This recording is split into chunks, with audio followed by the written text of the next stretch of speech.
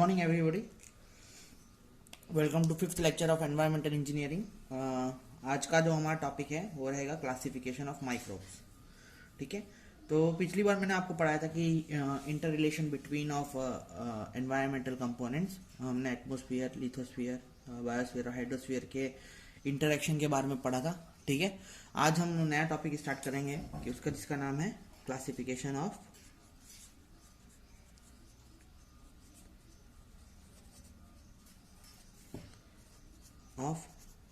Microbes.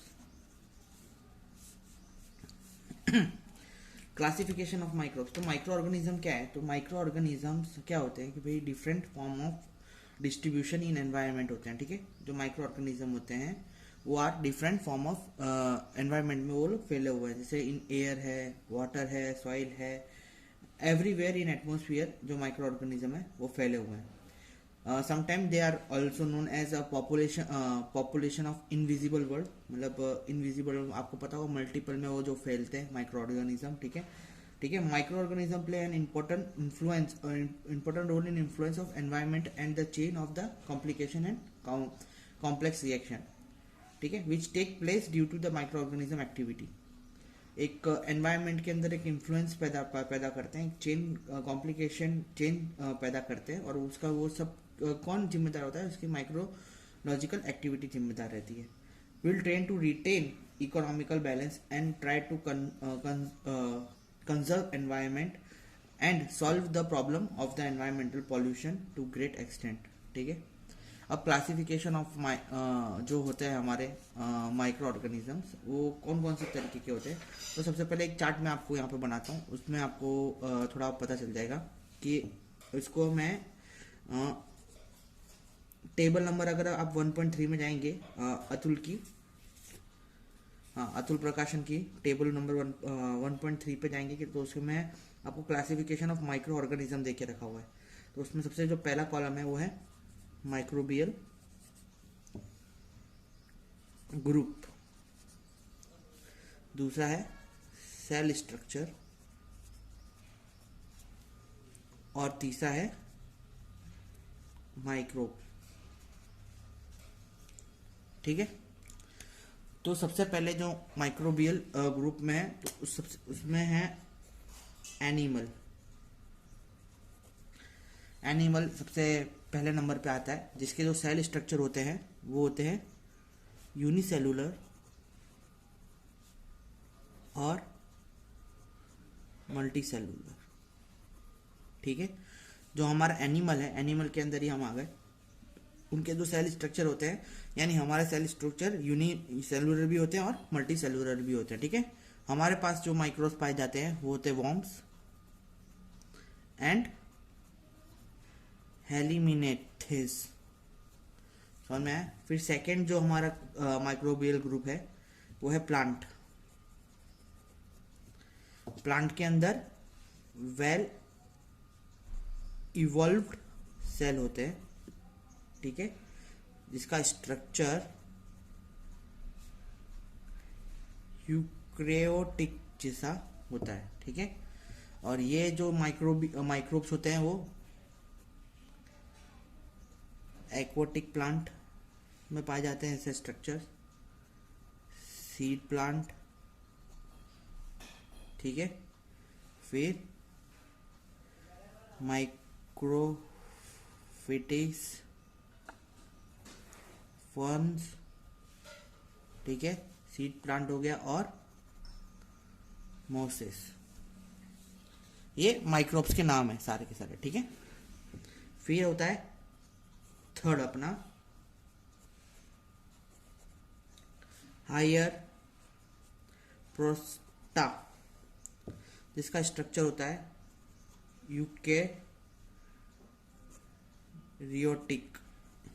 ठीक है, जो कि होते हैं fungi, algae, protozoa, rotifers and crustacea. ठीक है, फोर्थ जो माइक्रोबियल ग्रुप है वो है लोअर प्रोटिस्टा।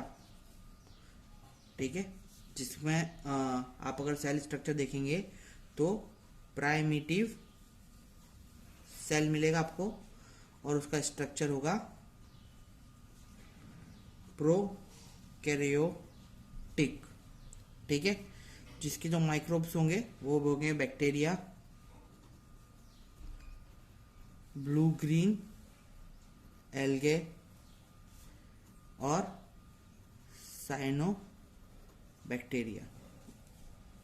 और लास्ट जो हमारा आता है क्लासिक माइक्रोबियल ग्रुप वो है वायरसेस, ठीक है, जिसमें नो सेल स्ट्रक्चर आपको देखने के लिए मिलेगा और माइक्रोब्स तो बहुत सारे तरीके के होते हैं, मेनी टाइप्स, समझ में आया? तो ये 5 हैं जो माइक्रोबियल ग्रुप्स होते हैं, उसके सेलुलर स्ट्रक्चर और माइक्रोब्स हमारे उसके हिसाब से हमने इसके अंदर प्रोवाइड कर दिए। अब ये जो प्रोटिस्टा है वो क्या है? It's a group of organism in which no cell are specialization. कोई भी सेल का कोई अपना स्पेशलाइजेशन नहीं होता है। इस सेल मतलब उसका इस cell is capable for carry out the function of that organism, ठीक है। जो भी ऑर्गेनिज्म है उसका जो सेल है, हर एक सेल उसके जो फंक्शन है वो कैपेबल होता है कैरी आउट करने के लिए, समझ में? मतलब वो अपने आप फंक्शन चला सकता है सेल। और ये member of protista group are called as protista. जो मैंने हाई प्रोटिस्टा और लो प्रोटिस्टा लिखा है, जैसे फंगी, एल्गी, इनके जो एक एक सेल होते हैं वो खुद कैपेबल होते हैं सारे फंक्शन करने के लिए, ठीक है। तो ये वो सेल को अपन क्या बोलते हैं? प्रोटिस्टा सेल होता है, ठीक है। इसका कोई सिग्निफिकेंट नहीं होता है, ठीक है। बहुत सारे सेल मिलके एक फंक्शन नहीं करेंगे, पर खुद एक सेल क्या कर सकते हैं? वो अपना फंक्शन कैरी आउट कर सकते हैं। क्लियर है?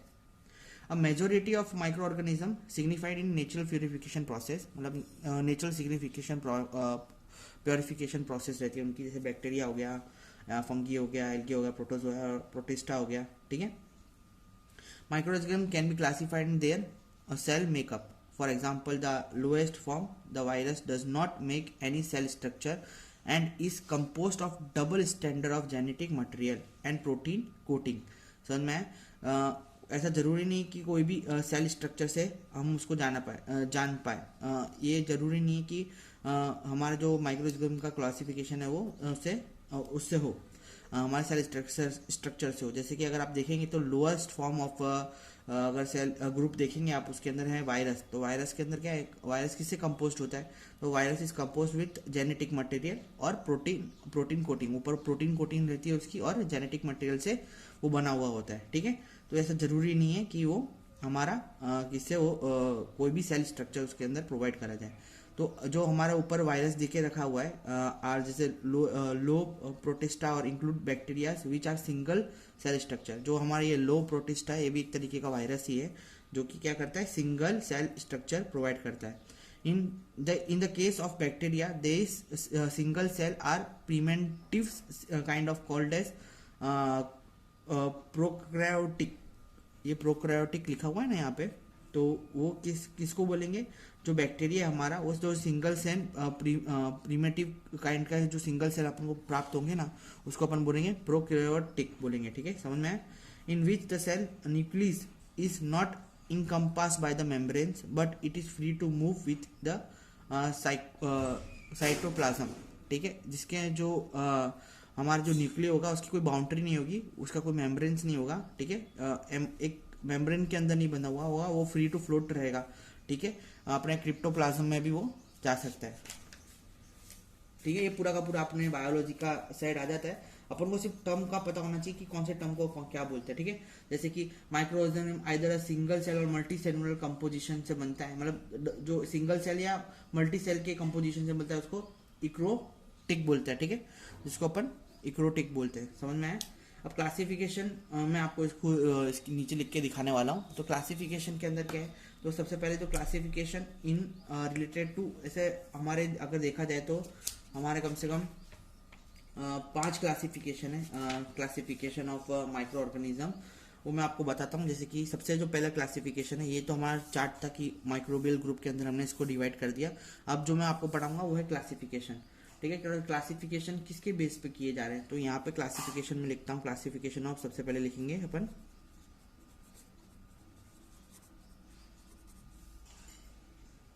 Of micro organisms. तो सबसे पहला अगर क्लासिफिकेशन में आपको यहाँ पे दिखाऊं तो वो है classification in relation to oxygen. ठीक है, अब हमारे जो माइक्रो ऑर्गेनिजम्स रहते हैं वो ऑक्सीजन पे जो डिपेंड रहते हैं उसका एक क्लासिफिकेशन। ठीक है, जो माइक्रो ऑर्गेनिज्म ऑक्सीजन पे डिपेंड रहते हैं वो उसको हम जो हम सरवाइव करते हैं ऑक्सीजन में तो वो उसको हम बोलते हैं एरोबिक। ठीक है, और जो नहीं कर पाते उनको एनारोबिक बोलते हैं। समझ में आया? अब इसकी जो क्लासिफिकेशन है हमारे ये 3 उसमें डिवाइडेड है, पार्ट में डिवाइडेड है। सबसे पहला अगर देखा जाए तो वो है एरोबिक। ठीक है, इसको अपन भी बोलते हैं एरोब्स। सेकंड जो है हमारा माइक्रो एरोफिलिक। ठीक है, और जो तीसरा है हमारा वो है एन एरोबिक। क्लियर? इसको एन एरोब्स भी बोल सकते हैं आप। क्लियर है? अब एरोबिक्स तो जो organism required oxygen to survival, growth and multiplication are known as aerobic organisms। ठीक है, इसका जो एग्जाम्पल है वो है एजोटोबैक्टर।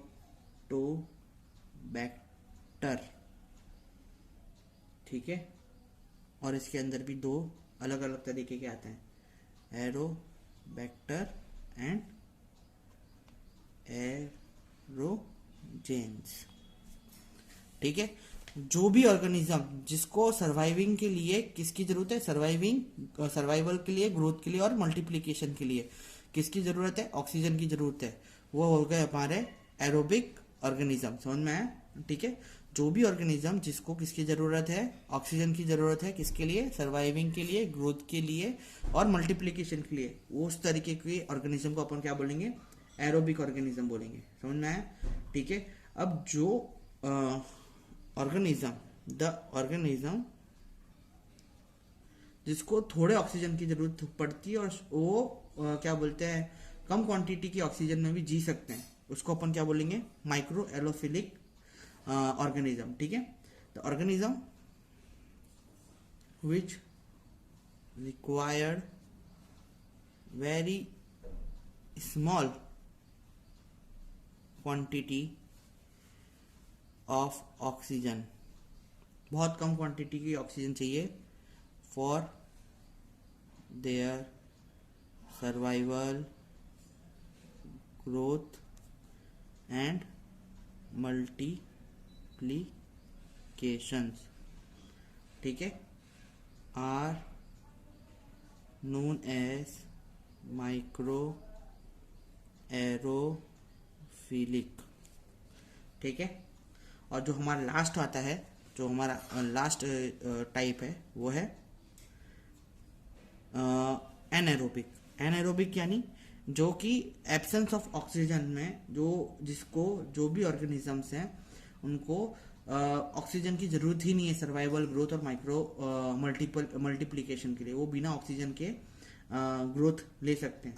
तो इस तरीके की बैक्टीरिया या ऑर्गेनिज्म को अपन क्या बोलते हैं, एनएरोबिक ऑर्गेनिज्म। ठीक है, तो इसकी डेफिनेशन क्या होगी, the organism which do not require oxygen for their survival,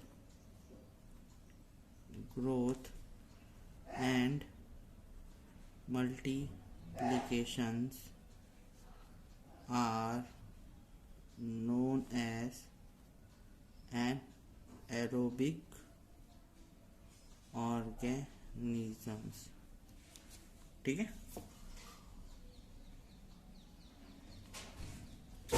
clear. तो ऐसे ऑर्गेनिजम्स जिनको ऑक्सीजन की जरूरत पड़ती है, जिनको कम ऑक्सीजन की जरूरत पड़ती है, और जिसको बिल्कुल ऑक्सीजन की जरूरत नहीं पड़ती, किसके लिए? सर्वाइविंग के लिए, ग्रोथ के लिए और मल्टीप्लिकेशन के लिए। ठीक है, तो उस ऑर्गेनिजम्स को अपन क्या बोलते हैं? Aerobic, micro aerophilic and anaerobic respectively. समझ में आया? ठीक है, इस तरीके के ऑर्गेनिज्म को अपन क्या बोलते हैं? Aerobic, micro aerophilic and anaerobic. अब जो सेकंड क्लासिफिकेशन है, अब जो मेरा सेकंड क्लासिफिकेशन है,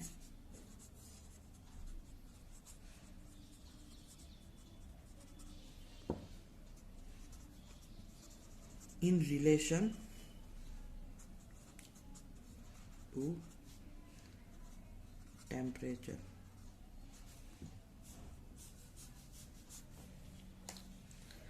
ठीक है, अब जो हमारा क्लासिफिकेशन है वो हमारा टेम्परेचर के बेसिस पे।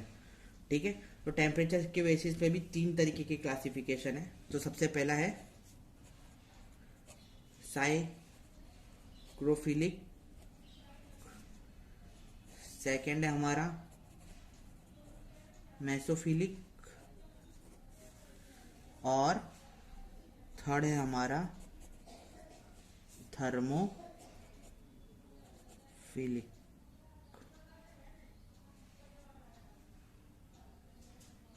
ठीक है, थर्मोफिलिक। अब साइको का मतलब क्या होता है? साइक्रोस का मतलब होता है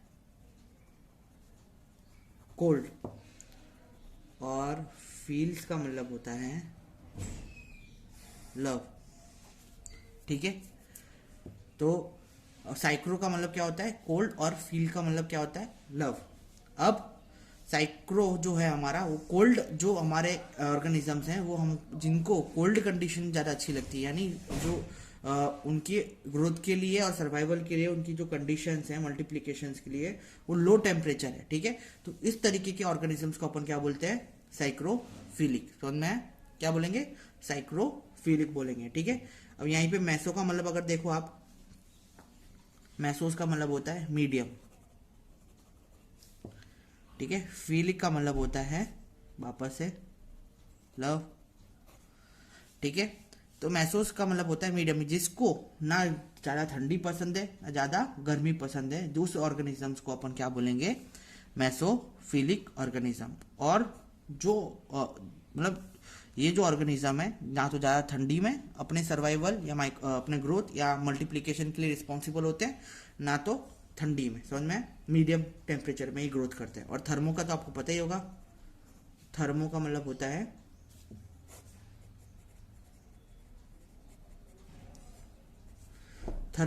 होता है हॉट, एंड फील का मतलब होता है love.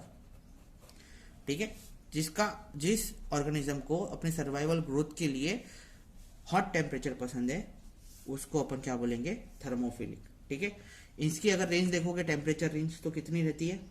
-8 degree Celsius to +10 degree Celsius. ठीक है, इतनी ठंडी में। इसकी जो अगर देखोगे आप, तो 20 degree Celsius to 45 degree Celsius में पनपते हैं, और इनकी जो देखोगे तो 50 degree Celsius to 75 degree Celsius में ये लोग पनपते हैं। समझ में आया? तो इसकी हमारे टेम्परेचर रेंज के हिसाब से क्या था? हमारा क्लासिफिकेशन था, है ना। अब जो हमारा नेक्स्ट क्लासिफिकेशन है वो है सी क्लासिफिकेशन। इसको बोलेंगे classification in relation to requirement of pH. ठीक है, तो दो तरीके के इसके अंदर वापस से क्लासिफिकेशन, एसिडोफिलिक एंड सेकेंड होगा एल्कलाई फिलिक। एसिडोफिलिक बोले तो ठीक है, जिनको एसिड एनवायरनमेंट की रिक्वायरमेंट है,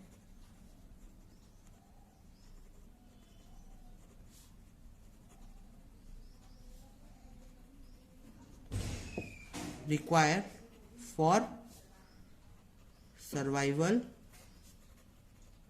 ग्रोथ एंड मल्टीप्लिकेशन के लिए, ठीक है। और जिनको एल्कलाइन, एल्कलिक या एल्कलाइन बोलो, एनवायरनमेंट की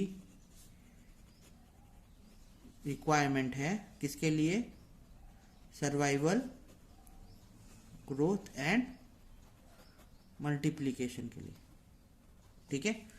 उसको अपन क्या बोलेंगे, बोलेंगे एसिडोफिलिक एंड एल्कलाइन फिलिक, ठीक है, क्लियर।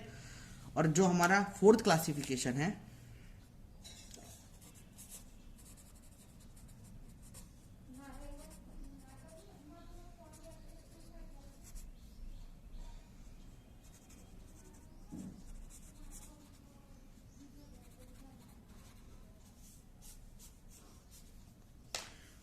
वो है एनर्जी सोर्स पे।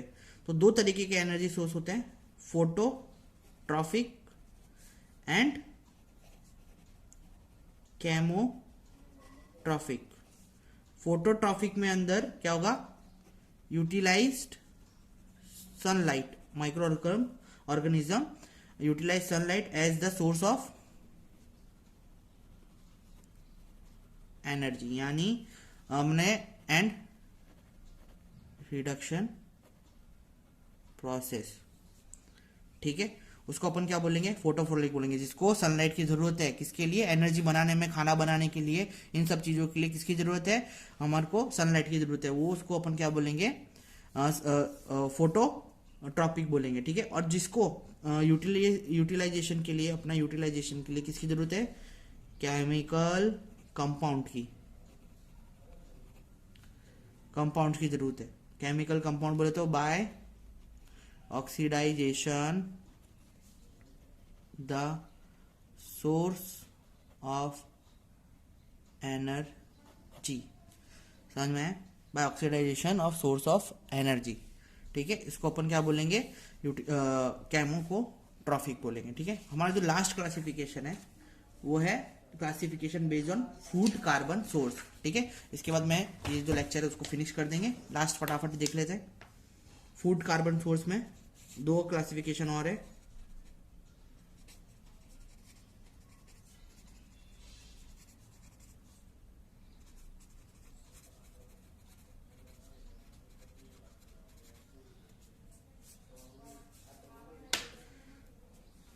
सबसे पहले होता है ऑटोट्रॉप्स और सेकंड हमारा होता है हेट्रोट्रॉप्स। ऑटोट्रॉप्स क्या करते हैं, CO2 यूज करते हैं फॉर फूड कार्बन सोर्स के लिए, ठीक है। They use CO2 in organic source as the food carbon sources, ठीक है। दे आर स्ट्रिक्टली एरोबिक, ठीक है, ये बहुत एरोबिक होते हैं, जिनको ऑक्सीजन की जरूरत पड़ती है, किसके लिए, जीने के लिए, है ना, या सर्वाइवल के लिए। और फिर आते हैं heterotropic, they use organic carbon as the food carbon source, ठीक है, समझ में आया, जो कि किस पे, ऑर्गेनिक कार्बन पे डिपेंड रहते हैं, वो हो गए हमारे हेट्रोट्रॉपिक। ऑटोट्रॉपिक में अपने क्या आ गए, पेड़ आ गए, हेट्रोट्रॉपिक में एनिमल अपन सब आ गए, ठीक है। ऐसा हम सिर्फ ऑक्सीजन की हमको सिर्फ रिक्वायरमेंट नहीं होती खाने के लिए, हमको प्रोटीन, फैट वैट सब चाहिए होता है, समझ में है ना, तो हम हेट्रोट्रॉपिक में आ गए और वो ऑटोट्रॉपिक में आ गए, ठीक है। दे आर एरोबिक्स, पर एनएरोबिक और फैक्यूलेटिव भी ये हो सकते हैं, ये तीनों तरीके के अपन को ऑर्गेनिजम्स में देखने के लिए मिलेगा हेट्रोट्रॉपिक, ठीक है। ऑटोट्रॉपिक यानी जो अपने आप फूड बना लेते हैं अंदर ही सनलाइट के द्वारा, हमको अपने आप फूड बनाना पड़ता है, हम हेटरोट्रॉपिक में आते हैं, ठीक है। जिनको रिक्वायरमेंट है सनलाइट की, जिनको रिक्वायरमेंट है किसकी, ऑर्गेनिक कार्बन की, समझ में, जिसको रिक्वायरमेंट है CO2 की और जिसको रिक्वायरमेंट है ऑर्गेनिक कार्बन की, उसको अपन क्या बोलेंगे, ऑटोट्रॉपिक्स एंड हेटरोट्रॉपिक्स। तो आज का लेक्चर हम यहीं तक ही रखते हैं। कल हम वापस से नए टॉपिक पर डिस्कशन करेंगे, टाइप ऑफ माइक्रो ऑर्गेनिजम्स पढ़ेंगे, ठीक है, और लाइफ अगर हो सकेगा तो लाइफ भी देखेंगे माइक्रो ऑर्गेनिजम्स की, और शेप के बारे में डिस्कशन करेंगे माइक्रो ऑर्गेनिज्म का, ठीक है। आज के लिए यहीं तक क्या रखते हैं लेक्चर। अगर कोई भी डाउट हो तो आप मुझे पर्सनली मैसेज करिए, क्योंकि अभी मेरे पास टाइम नहीं है, मेरे को थोड़ा काम से बाहर भी जाना पड़ता है। और शिट, ये आप अगर देखेंगे तो मैंने नीचे कर दिया है वापस से, आप यहाँ पे जो सीन है वो देख लीजिए, carbon based on the food carbon source के अंदर अगर आप देखेंगे तो ऑटोट्रॉपिक एंड हेटरोट्रॉपिक, जो मैंने आगे पढ़ा चुका हूँ मैं एक्चुअली, पर वो नीचे चला गया तो वापस से बता देता हूँ।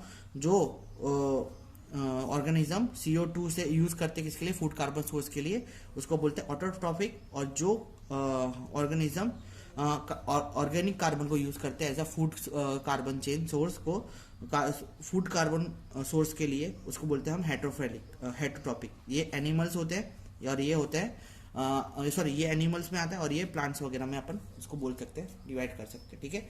ये सिर्फ एरोबिक होते हैं, इसके अंदर एरोबिक, एनएरोबिक और फैकुलेटिव भी आ सकता है। क्लियर। तो आज का लेक्चर यहाँ तक ही रखते हैं, फिर नेक्स्ट मिलते हैं अपन नेक्स्ट लेक्चर में, तब तक के लिए शुक्रिया।